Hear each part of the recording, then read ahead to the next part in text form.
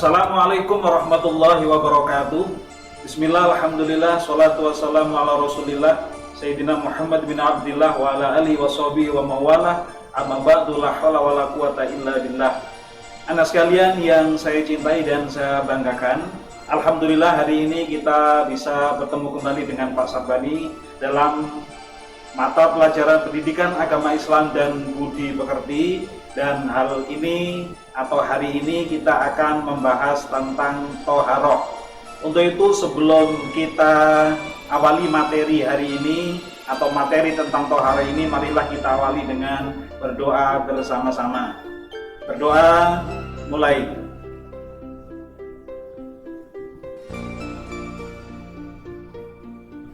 Selesai.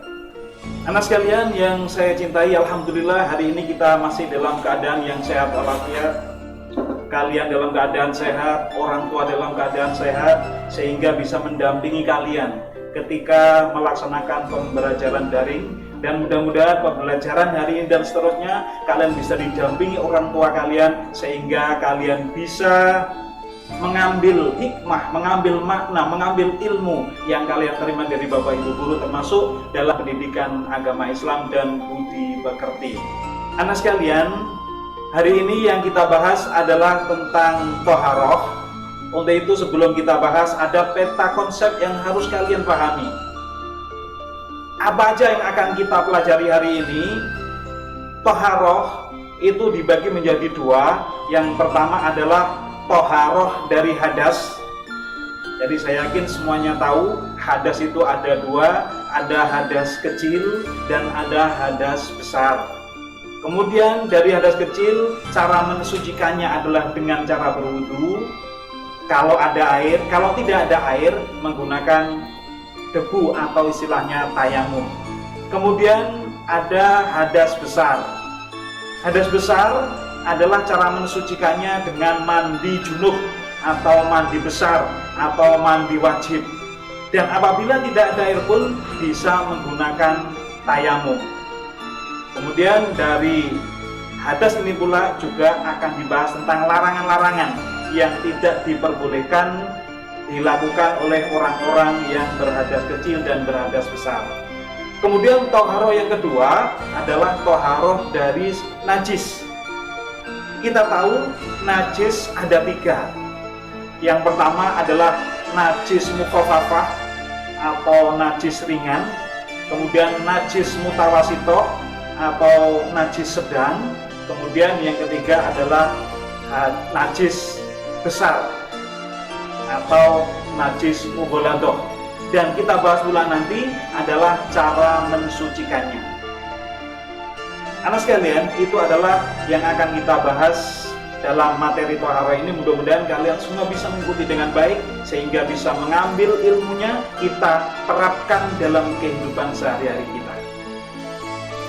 Kemudian yang pertama, kita lihat pengertian toharoh. Toharoh berasal dari bahasa Arab, bukan bahasa kita.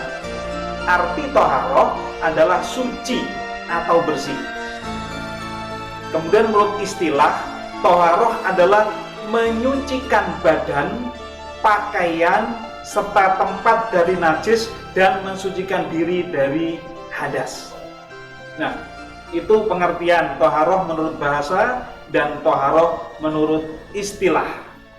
Sebagaimana dalam firman Allah sangat mendukung sekali untuk toharoh ini, sebagaimana firman Allah dalam surat Al-Baqarah ayat 222 yang berbunyi, a'udzubillahi minasyaitonirrajim, innallaha yuhibbut tawwabina wa yuhibbul mutatahhirin. Sungguh Allah menyukai orang-orang yang taubat dan menyukai orang yang mensucikan diri. Anak sekalian yang saya banggakan, jadi itu adalah pengertian dari toharoh. Kemudian kita bahas yang pertama adalah toharoh dari hadas. Hadas adalah suatu kondisi di mana seseorang dalam keadaan tidak suci menurut ketentuan syarak atau aturan hukum Islam. Hadas dibagi menjadi dua macam, yaitu hadas kecil dan hadas besar. Saya yakin ketika kita bahas tentang hadas kecil semuanya tahu semuanya. Karena hadas kecil ini bahkan tiap hari kita alami. Kemudian apa aja hadas kecil itu? Hadas kecil merupakan hadas yang disebabkan oleh hal-hal sebagai berikut. Yang pertama, ketika kita merasakan keluarnya sesuatu dari dubur atau anus dan ubul atau kemaluan. Kita mengeluarkan sesuatu itu, pasti kita berhadas kecil. Kemudian yang kedua, menyentuh dubur dan kubul dengan dalamnya telapak tangan. Jadi kalau telapak tangan kita ini ada dua bagian. Yang pertama adalah punggungnya tangan. Kemudian yang kedua adalah epek-epek kalau bahasa Jawa, dalamnya telapak tangan. Nah, ketika kita menyentuh kemaluan kita atau dubur kita, apabila kita menyentuh kemaluan atau dubur kita dengan telapak tangan yang atas atau punggung, maka itu tidak membatalkan wudhu. Tetapi kalau menyentuh kemaluan atau dubur kita dengan dalamnya telapak tangan, dalam yang kita lihat tangan kita berwarna putih, nah berwarna putih ini, maka kita berhadas kecil. Kemudian hal-hal yang menyebabkan seseorang berhadas kecil adalah hilangnya akal. Jadi akalnya udah nggak berfungsi lagi. Kapan ketika hilang akal? Ketika tidur. Kemudian ketika kambuh epilepsinya atau ayannya. Kemudian ketika gila dan mabuk itu menghilangkan akal, maka orang itu sudah termasuk hadas kecil. Kemudian yang keempat, penyebab kita berhadas kecil adalah bersentuhan antara laki-laki dan perempuan. Jadi bersentuhan kulit secara langsung, itu yang membatalkan wudhu. Jadi kalau bersentuhan kulit ada lapisnya, ada bajunya, itu tidak membatalkan wudhu. Misalnya tangan kita sentuh teman kita tidak sengaja kita jalan menyentuh tangannya, tapi ada bajunya, ada lapisannya, itu tidak membatalkan wudhu. Tapi kalau menyentuh secara langsung yang bukan muhrimnya, maka jatuhlah kita berhadas kecil. Kemudian bagaimana cara mensucikannya? Cara mensucikan hadas kecil adalah dengan berwudhu. Atau kalau tidak ada air, kita bisa menggunakan debu yang disebut dengan istilahnya bertayamum. Kemudian yang kedua, hadas yang kedua adalah hadas besar. Bagaimana hadas besar? Hadas besar adalah kondisi hukum di mana seseorang sedang dalam keadaan janabah. Kemudian apa janabah itu? Janabah adalah status hukum yang tidak berbentuk fisik, sehingga janabah tidak identik dengan kotor. Itu hadas besar. Kapan kira-kira kita berhadas besar atau penyebab terjadinya hadas besar? Yang pertama adalah berhubungan suami istri. Kemudian yang kedua, datang bulan bagi wanita. Kemudian yang ketiga, keluarnya darah nifas bagi wanita yang melahirkan. Kemudian melahirkan, kemudian keluar mani bagi laki-laki, dan yang terakhir adalah ketika meninggal dunia. Maka Pak Mudin ketika memandikan mayat itu tidak boleh mandi sekedar menyiram saja, tapi harus mandi besar atau mandi wajib, basah mulai rambut sampai ujung kaki. Bagaimana cara menghilangkannya? Sudah saya sampaikan tadi, ketika kita berhadas besar, maka cara mensucikan kembali adalah dengan mandi wajib atau bertayamum apabila tidak ada air. Tapi saya rasa kalau di Indonesia ini tidak pernah kesulitan air. Kemudian selanjutnya adalah kita bahas tentang najis. Jadi toharoh dari najis. Kemudian apa pengertian najis? Najis adalah suatu benda kotor yang menyebabkan seseorang tidak suci, seperti kotoran manusia dan hewan, kemudian bangkai, darah, nanah, minuman keras, anjing dan babi. Itu adalah najis yang sering kita jumpai. Dan kadang pun kita tidak tahu kalau tangan kita, baju kita, celana kita kena najis. Maka harus sangat berhati-hati. Apalagi ketika kita buang air kecil, jangan sampai air kecil itu nyiprat ke celana kita sehingga sholat kita tidak sah. Kemudian pembagian najis ada 3. Yang pertama adalah najis mukhafafah atau najis ringan. Kemudian apa yang tergolong najis ini? Yaitu air kencing bayi laki-laki yang usianya belum mencapai 2 tahun dan belum makan apapun atau minum apapun kecuali air susu ibu. Itu masih najis mukhafafah. Tapi kalau kita lihat sekarang ini kan tidak mungkin anak bayi laki-laki nggak dikasih apapun selama 6 bulan, 7 bulan, 1 tahun, hanya ASI saja, itu nggak mungkin. Mungkin 6 bulan itu sudah dikasih bubur. Jadi nggak sampai 2 tahun sudah tidak tergolong lagi najis mukhafafah, tapi sudah masuk ke golongan yang kedua, najis mutawasithah. Jadi selama bayi laki-laki itu hanya minum ASI selama 2 tahun ke bawah, maka dia termasuk najis mukhafafah. Bagaimana cara mensucikannya? Yaitu cukup dipercikkan air pada tempat yang terkena najis. Cukup diciprati saja, dipercikkan saja. Itu sangat ringan sekali. Makanya najis ini ringan, mensucikan itu juga gampang. Itu hanya memercikkan saja tempat yang terkena najis. Kemudian najis yang kedua adalah najis mutawasithah. Adalah najis yang tergolong sedang. Kebanyakan najis yang tergolong dalam jenis najis mutawasithah ini adalah darah, nanah, kotoran manusia atau hewan, muntah-muntahan, bangkai, dan minuman yang memabukkan. Itu adalah tergolong najis ini. Kadang kita terasa tangan kita kena tai cicak. Nah itu pun juga najis, maka harus kita sucikan. Kadang ketika sholat kita lihat tangan kita berdarah terkena duri atau terkena jarum. Nah selama darah itu tidak kita bersihkan, maka sholat kita nggak sah. Kalau sholat kita harus bersih dari najis, harus kita cuci dulu. Kemudian najis mutawasithah ini dibagi menjadi 2 macam. Yang pertama adalah najis mutawasithah ainiyah, najis sedang yang bisa dilihat, yang kelihatan wujudnya. Contoh, teman kita muntah. Nah, muntahan bisa kita lihat. Nah, itu adalah najis ainiyah. Tangan kita berdarah, tangan kita keluar nanah karena kita penyet-penyet. Ini adalah ainiyah, mutawasithah ainiyah, najis sedang yang bisa kita lihat. Kemudian bagaimana cara mensucikan najis mutawasithah ainiyah ini? Yaitu dengan cara mencuci, membersihkan najis itu sampai hilang wujudnya, hilang bentuknya, hilang baunya, dan hilang rasanya. Kayaknya yang ketiga ini nggak perlu lah ya.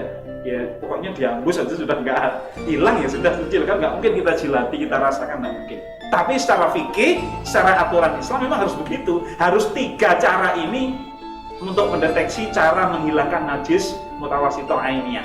Jadi sampai nggak kelihatan bentuknya, warnanya, baunya, dan rasanya. Kemudian yang kedua adalah najis mutawasithah hukmiyah, yaitu najis sedang yang tidak bisa dilihat atau diindra dengan panca indera kita. Contohnya apa? Contohnya adalah air kencing, jelas-jelas nggak kelihatan. Sudah lama, setahun yang lalu kejadiannya, teman kita ngompol di lantai dan nggak dipel. Nah itu kan selama 1 tahun nggak mungkin kita, baunya masih ada, warnanya masih ada, rasanya masih ada, nggak mungkin. Maka hukmiyah ini nggak kelihatan wujudnya, tapi itu masih najis. Maka cara mensucikan ini sama seperti najis mutawasito ainiyah, sama, yaitu membersihkan, menyiram, membersihkan dengan air sampai hilang warna, bau, dan rasanya.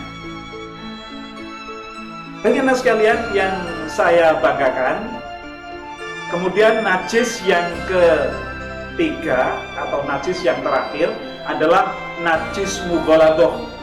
Ini saya rasa kalian sudah paham semua tentang ini, karena ketika kalian di sekolah dasar dulu juga diberikan najis ini. Najis mughaladoh adalah najis yang tergolong berat, yaitu najis yang bersumber dari anjing dan babi, baik jilatannya, air kencingnya, kotorannya, dagingnya, tulangnya, darahnya, maupun bangkainya. Makanya hati-hati dengan binatang ini. Kadang kita nggak terasa, kita berkunjung ke teman kita melihara anjing, kemudian kita ikut ngelus-ngelus, mengusap-usap anjing itu, kemudian tidak terasa tanganmu dijilat sama anjing. Nah, itu sudah termasuk najis mughaladoh, najis yang berat. Bagaimana cara mensucikannya? Yaitu dicuci dengan air yang suci sebanyak 7 kali, dan salah satunya harus dicampur dengan tanah atau debu yang suci. Jadi dibasuh dengan air 6 kali, kemudian 1 kali dengan tanah atau dengan debu. Otomatis cara mensucikannya itu tidak diguyur air diguyur sampai 6 kali, biur, kemudian baru kasih tanah, nggak dicuci lagi. Bukan begitu caranya. Yang penting kasih air, diguyur air sampai 5 kali, kemudian setelah itu kita kasih tanah.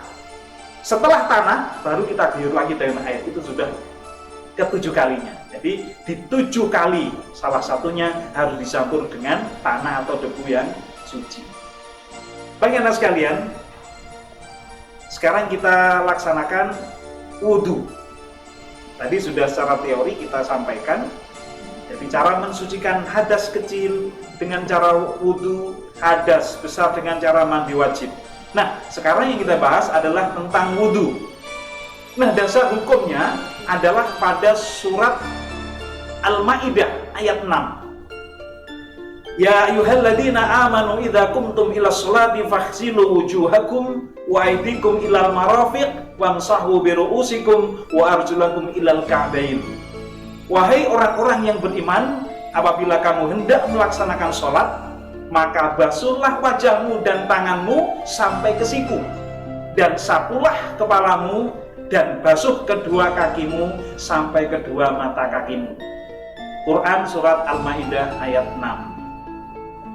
Kemudian apa pengertian wudhu? Wudhu adalah sebuah ibadah ritual untuk menyucikan diri dari hadas kecil dengan menggunakan air yang suci. Itu wudhu. Kemudian ada hukum wudhu. Yang pertama adalah wajib. Bagi siapa wajib untuk berwudhu? Yang pertama, apabila orang akan melaksanakan sholat, itu wajib wudhu. Dan wudhunya harus pas. Kalau wudhunya sudah benar, insya Allah sholat kita juga akan sah. Tapi kalau wudhu kita tidak benar, syarat atau rukunnya kurang, maka wudhu kita nggak sempurna, otomatis sholat kita pun tidak sah. Kemudian yang kedua adalah akan melaksanakan tawaf.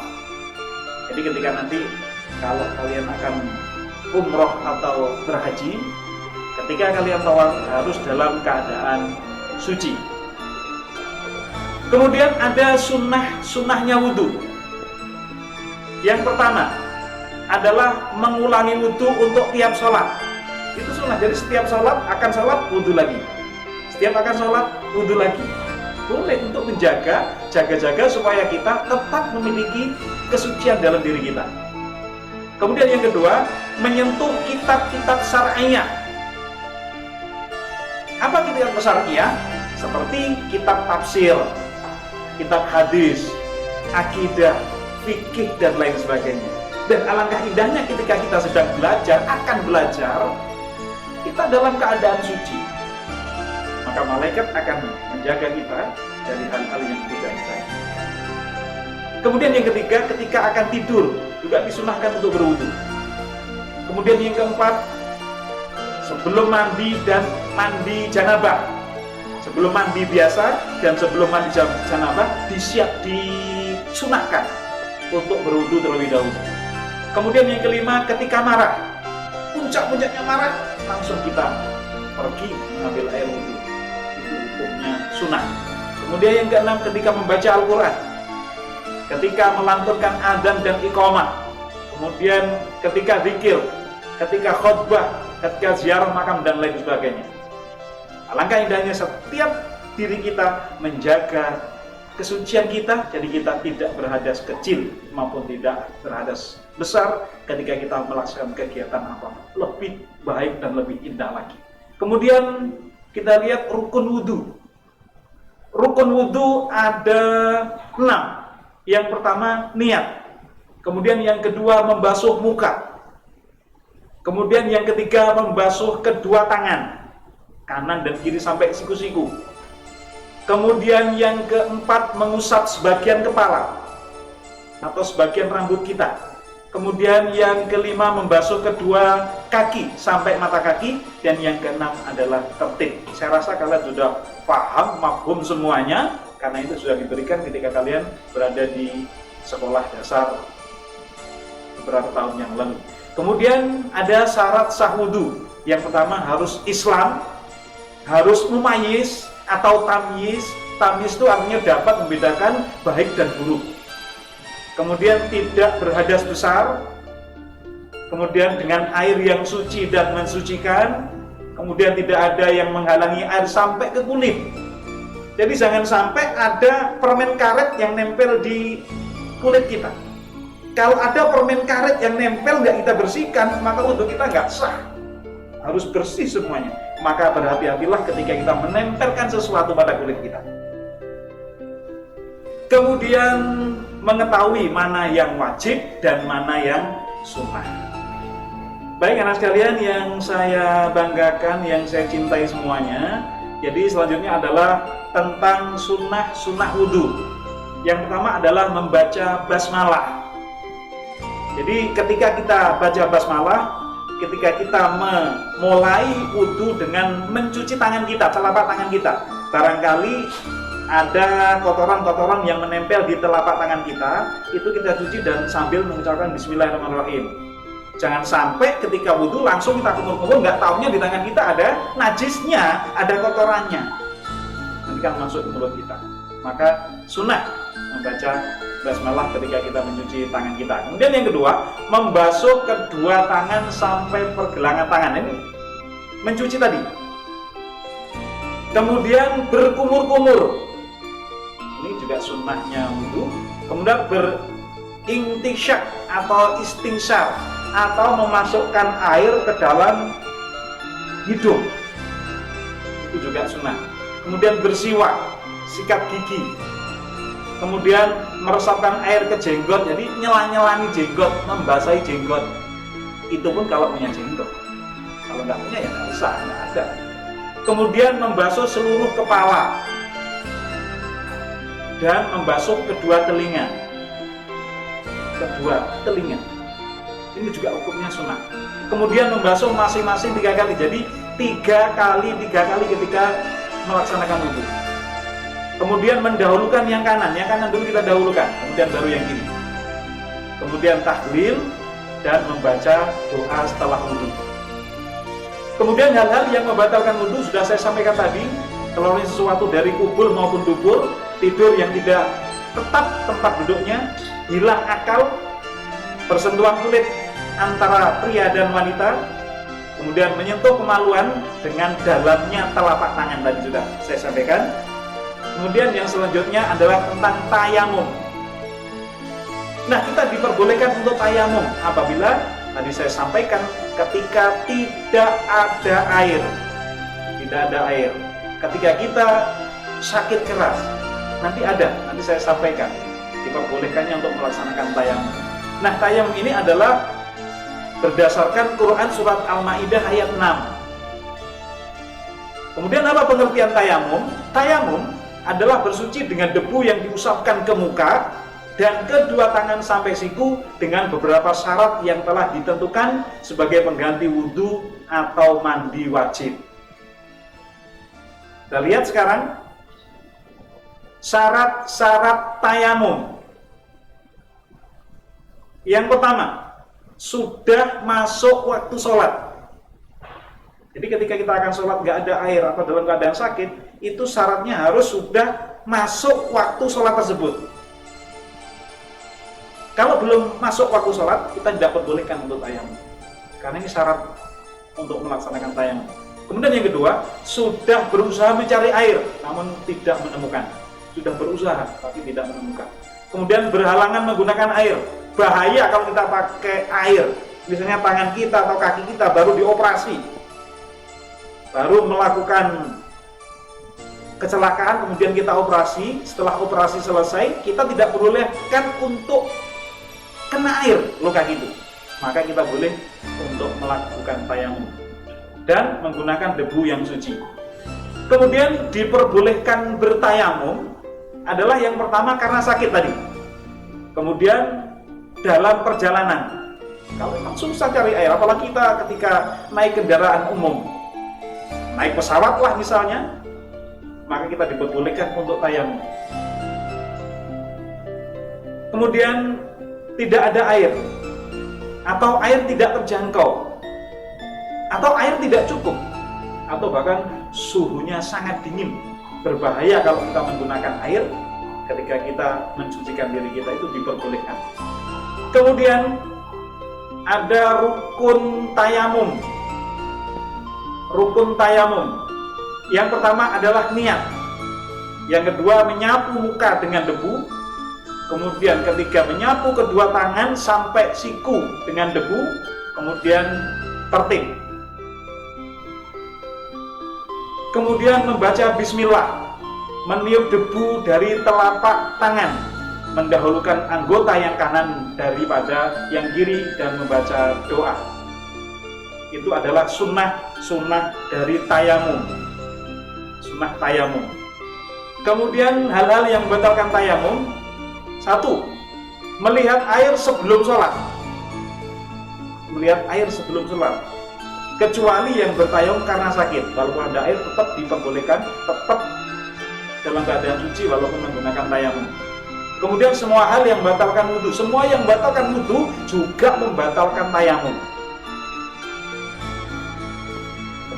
termasuk juga murtad. Kemudian yang selanjutnya adalah mandi wajib. Nah, mandi wajib ini berdasarkan Al-Quran surat Al-Maidah ayat 6 juga. Dan jika kamu junub, maka mandilah. Mandi wajib merupakan cara bersuci atau taharah untuk menghilangkan hadas besar tadi. Kita harus mandi wajib. Kemudian sebab diharuskan mandi wajib, tadi sudah saya sampaikan sedikit. Berhubungan suami istri, datang bulan tauhid bagi wanita, keluarnya darah nifas bagi wanita, kemudian melahirkan, keluar mani, meninggal dunia. Dan sudah saya sampaikan. Kemudian rukun mandi wajib, satu, niat, harus niat. Kemudian yang kedua, mengalirkan dan membasuh air ke seluruh tubuh. Jadi harus basah mulai ujung rambut sampai ujung kaki. Kemudian sunnah mandi wajib: satu, membaca basmalah pada permulaan mandi, mencuci kedua tangan dan kaki, mencuci dua kemaluan, kubul dan dubur, kemudian membersihkan najis, kemudian sela-sela rambut, membasahi seluruh badan, wudhu sebelum mandi, menggosok badan hingga bersih dari segala kotoran, mendahulukan anggota badan yang kanan, kemudian menghadap kiblat sewaktu mandi, membasuh badan sampai 3 kali, membaca doa seperti baca doa sesudah wudhu dan tertib. Kemudian larangan bagi orang yang berhadas besar: satu, sholat. Yang kedua, tawaf. Yang ketiga, memegang mushaf atau memegang kitab. Kemudian iktikaf. Kemudian khusus bagi wanita yang haid dan nifas dilarang berhubungan intim dengan dan berpuasa, nggak boleh berhubungan intim dan berpuasa, dan sujud tilawah. Kemudian apa manfaatnya? Manfaatnya toharoh adalah mengarahkan setiap muslim untuk menjaga kebersihan dan kesucian. Apalagi saat ini kita dihadapkan pada virus corona yang setiap saat menghantui kita, maka badan kita, tangan kita, kaki kita, seluruh badan kita harus dalam keadaan bersih dan suci.